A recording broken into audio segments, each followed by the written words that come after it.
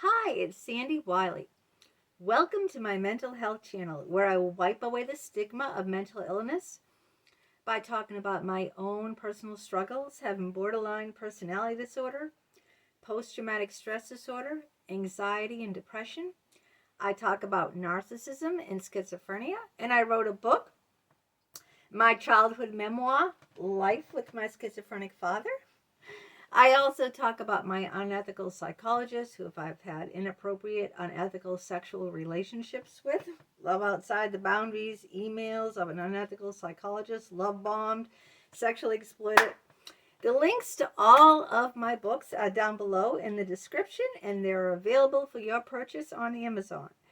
The only caveat I have to say is I am not a licensed therapist. I do not hold a degree in psychology, so I cannot diagnose you or give you a professional opinion. All I ask in turn of you, please, is your kindness and respect in the comments below. Now, if you are new to my channel, welcome. Hit that subscribe button down in the lower right-hand corner. That way you'll be notified each and every time a new video of mine comes out. Please feel free to share my videos, share them with your friends and family, share them on your social media platforms. If you want to help support my channel, you can purchase one of my books. The links are in the description, or you can buy me a cup of coffee. The link to buy me a cup of coffee is down in the description below too. I want to hear from you as always. Your thoughts, your opinions, your beliefs and struggles matter to me, and if you write me, I will always respond back. Today we're going to talk about, are you secretly sabotaging your own happiness? We all get in our own way, don't we, from time to time. So I wrote a poem again, and I want to share with you this poem. This is the number one thing to how to not sabotage your happiness. I've done this countless times. I've been guilty of it. You've done it countless times. You're guilty of it because we're only human, right? I can sum this all up in one word. And the word is stop. S-T-O-P. A four-letter word that isn't that isn't bad, it's good. Stop. So I'm going to read you this poem. I just wrote this poem right before I came downstairs in my basement to do this video, and because this poem sums it all up, how to stop sabotaging your happiness. And the title of the poem is Stop, and I have it on here on my screen because I don't memorize everything, even though I wrote it just like 5 minutes ago. I don't have it all retained perfectly in my old 60-year-old memory. Stop before you say something that'll hurt. Don't blurt it out in insults that cannot be taken away. Even with an apology, people remember their history. Scars of words past said have become my suit of armor. It's made me hard, not softer. I cannot hold you close in a body of chains and metal. Like a tea kettle letting off steam, I burn you in every scream. Stop and take a breath. Before you do something you'll regret. A good night's sleep will clear your head. Take those ugly thoughts to bed. Stop! Before you do something rash. Something that cannot be taken back. If it cannot be undone, better than it not begun. All right, so stop. That's the magic word. Stop, stop, stop, stop, stop. I think that our lives, I know mine would have been a lot better off if I had stopped and not done what I did, whatever that was at the time. Because in a moment of anger or anxiety or being upset, you can say and do things that can never be taken back. I remember things that people have said to me decades ago when I was like 10 years old, like over 40 years ago, almost 50 years ago. I remember things. I remember things when I was, young, the horrible things my mother said. So even if someone says, "I'm sorry, I shouldn't have said that," and you say, "Okay, fine," you're still going to remember it. It's still going to scar you. And same goes to you, what you say and do. That's why now, as I'm almost 60, I stop. I automatically stop when I'm upset. When my son does something, my adult son, I stop and I take a breath and I say, don't say it. Because take a breath, walk away, sleep on it. And then you can say something in a much nicer, kinder, empathic way than when you're really angry, like that steaming kettle, and the steam's going off. It just makes things much easier and clearer if you do stop. You do take that breath. You hold back from whatever you want to do, because I'm like that. I'm a very impulsive person, and I usually react and I also have borderline personality, so I usually react right away and then I later regret it.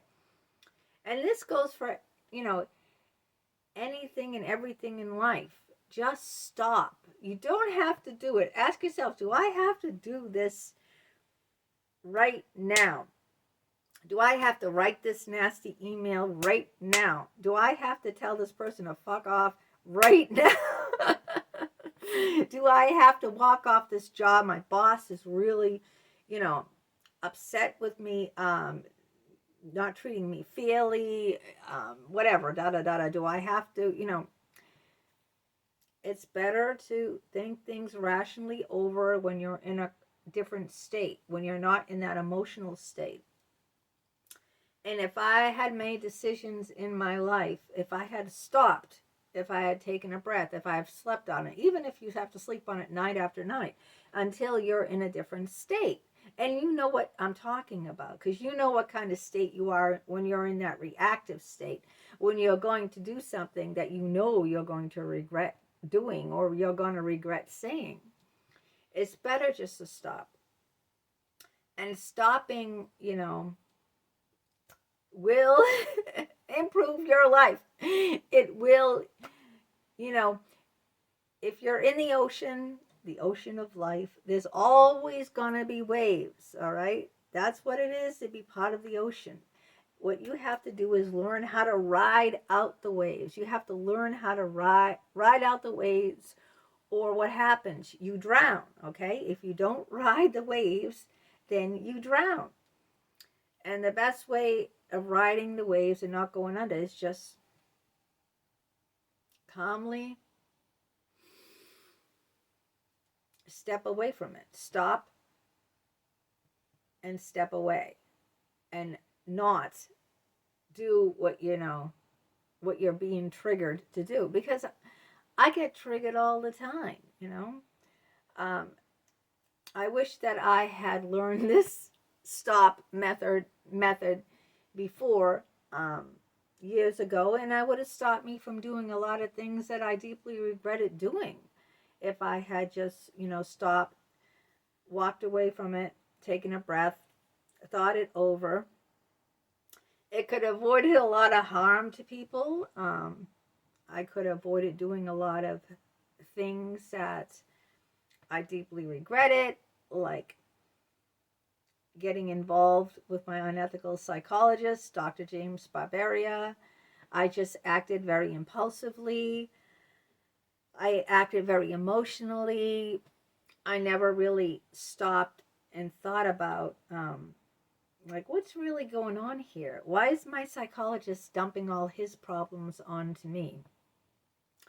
I never really thought about it. All I thought about was, wow, this man is drop dead gorgeous, like my short karaoke video. He's drop dead gorgeous. Yeah, that's true. When I watch that video, Drop Dead Gorgeous, where I have that Ken Barbie doll, he looks just like Dr. James Barbarian, like Jim, and I have his head taken off, and he's holding his head in the video, in his hands. He's holding his head, and he's on a rope, and I'm hitting it with a hammer. It's so fun. It's an outlet. It's an emotional release to do those type of videos. But yeah, that's all I saw. I saw that, wow, every time I'm near him, my stomach, the butterflies, are all tied up. Like Prince's song, the butterflies are all tied up. And, my heart's racing.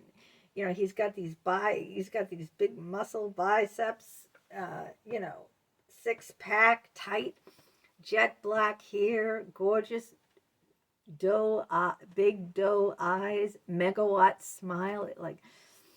I was just like mesmerized. I didn't stop, take a step back and say, hey, what's going on here? Yeah, he's drop dead gorgeous, sure. Yeah, I want to fuck him, sure. But what's this going to be? What's going to happen to me? What's going to happen to my young son watching this happen while I'm married and living with his dad? What's going to happen to my husband?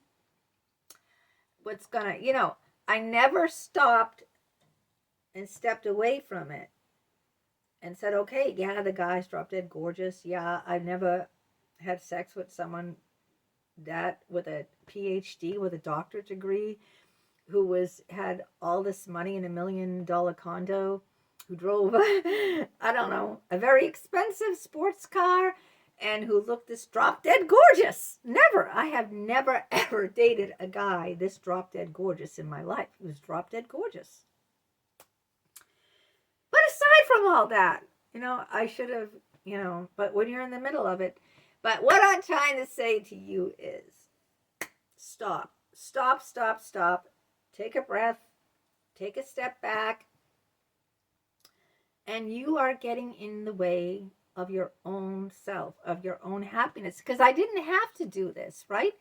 A lot of people have criticized me. They said, why did you go out with him? Why did you have sex with him? Why didn't you walk out that door right away? Why didn't you do this and that? Because I didn't stop myself. I did not stop myself. And I just responded like a woman in heat, like a cat on a hot tin roof. That's how I was back then. I was a cat on a hot tin roof. I wanted to rip his clothes off, and oh my man, I just wanted so bad, But I didn't really think, I didn't think at all. So I made a lot of bad mistakes that cost me, and they cost the people I love the most. And I hurt myself. I turned into an alcoholic with these shrinks. And I hurt the people that I love the most by doing what I was doing. Why? Because I never stopped myself. So that's the advice I'm going to leave you with. Stop. All right? Stop. Take a deep breath. Step back from the situation and really think about it, think long and hard, what is going to happen? What is the end result going to be? What if I do this, Because a lot of the answers were already given to me in the beginning. A lot of the things he said should have sunk in, He really... all the red flags were there. All the red flags were there.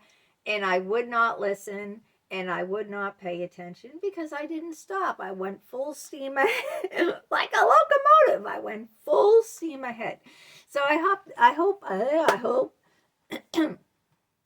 that the poem resonates with you. And that, this is a little helpful. And let me know your opinions, of course, in the comments. And until next time, You have a great day. Take care. Bye-bye.